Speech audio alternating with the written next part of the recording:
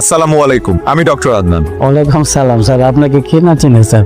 আপনাকে দেখে তো বেশ সুস্থ মনে হচ্ছে। কি সমস্যা আপনার? আল্লাহর রহমতে আপনার চিকিৎসা আমি সম্পূর্ণ সুস্থ স্যার। আলহামদুলিল্লাহ। তো আপনি এখানে কি করছেন? আজকে একটু দেখা করতে আসি স্যার, আপনাকে ধন্যবাদ দিতে আসছি।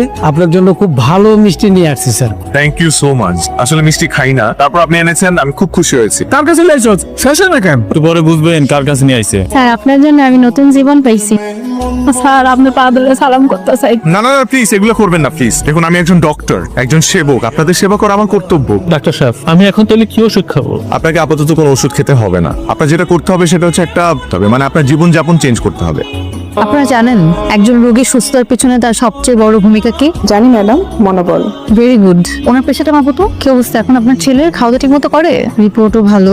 এই তুমি ফাইলটা মাপতো কি অবস্থা? চাচা কেমন আছেন? শ্বাস নিতে কষ্ট হয়? ঠিক আছে চাচা, আপনি ঘুমান তাহলে। শরীর ভালো আগের চেয়ে? ওনার যে সমস্যা ছিল, উনি যাই খেত ওনার বুক জ্বালা পোড়া করতো, অ্যাসিডিটি ফর্ম করতো আর বমি হয়ে বের হয়ে যেত। এটাকে মেডিকেল টার্মে কি বলে? Gastrointestinal disease. The clinical symptoms of this disease are abdominal pain, repeated diarrhea. আমার কথা তাহলে তোমার মনেও পড়ে? তোমার কি মনে হয় মনে পড়ে না? মনে পড়ে না। পেশেন্ট দেখতে আসছিলে নিশ্চয়ই, হুট করে আমার সাথে দেখা হয়ে গেল। তার মানে তুমি কি বলতে চাও প্রফেশনাল লাইফের বাইরে আমার পার্সোনাল লাইফ বলে কিচ্ছু নেই? তোমার সাথে পরিচয় হওয়ার পর থেকে তো তাই দেখে আসছি। ম্যাডাম তাহলে আমাদের প্রেম হলো কিভাবে বলেন তো? ভুলে গেছেন? গ্রুপ স্টাডি করতে করতে, নোটস শেয়ার করতে করতে আর স্কেলেট নিয়ে পড়াশোনা করতে করতে। এবার মনে পড়েছে? হিউম্যান সাইকোলজি আপনি খুব ভালো বুঝলেও হিউম্যান বডি পার্টস আপনি একটু কম বোঝেন। নাহলে এত রাগ অভিমান করতেন না। ম্যাডাম এত রাগ অভিমান করা হার্টের জন্য ক্ষতিকর, হার্টে প্রেসার পড়ে। আমার হার্ট নিয়ে আপনার এত ভাবতে হবে না, আপনি আপনার পেশেন্টের হার্ট নিয়ে ভাবে।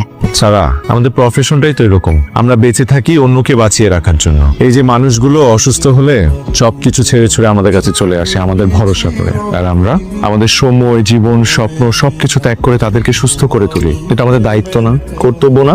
আন্দান, আমি জানি তুমি তোমার প্রফেশনে কতটা ডেডিকেটেড, এটা আমার চেয়ে ভালো আর কেউ জানে না। I always feel proud of you. আমার আর কিচ্ছু লাগবে না, আমাকে শুধু ভালোবাসলেই চলবে, বাকিটা আমি সামনে নিব।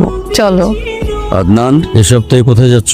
শিবপুর নামে এক থানায় যাচ্ছি। ওখানকার চিকিৎসা ব্যবস্থা নাকি খুবই খারাপ, ভালো ডাক্তার যায় না, হসপিটাল একটা আছে ওটা না থাকার মতোই, মানুষজন নাকি খুব কষ্টে আছে। তোমার নিজের গ্রামের মানুষ তো আরো বেশি কষ্টে আছে। চিকিৎসার জন্য ওদেরকে শহরে যেতে হয়, অবহেলায় রোগ পুষে রেখে দিনকে দিন মারা যাচ্ছে। আর যেহেতু আমি ওই গ্রামের ছেলে, তারা আমাকে ফোন করে প্রায় বলে যে আমার ছেলে এত ভালো ডাক্তার অথচ তাদের জন্য কিছু করছে না। বাবা আমি তো মানুষ একটা, কত দিকে যাব?